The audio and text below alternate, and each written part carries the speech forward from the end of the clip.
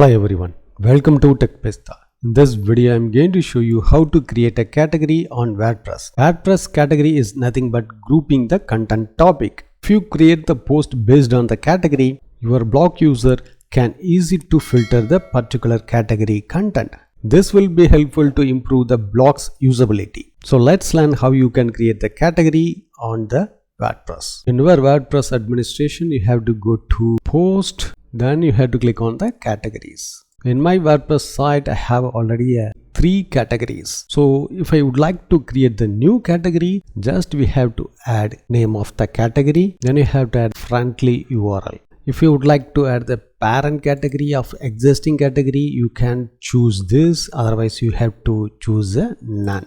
So you can add the description of the category. So now you have to click on the add new category. Now the new category has been added in your categories section. So you have to assign this category to your post. So you have to go to all post. Your post will be shows for the categories. You can also change after created the post. So now I would like to change this category as a award. So I have to click on the quick edit, change the category. So I have to unselect and click on the award. Then click on update. That's it. Now the category has been changed for this post. So you can check this categories in your WordPress blog. So go to your WordPress blog, check your post. This post category is courses and this post category as award. Another 2 post category as scholarship.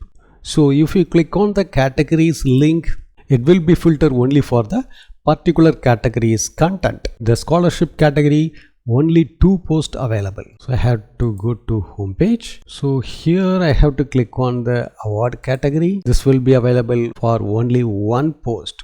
So in this way you can create the category and assign to your blog post. Thanks for watching this video. If you have any question, enter the comment section.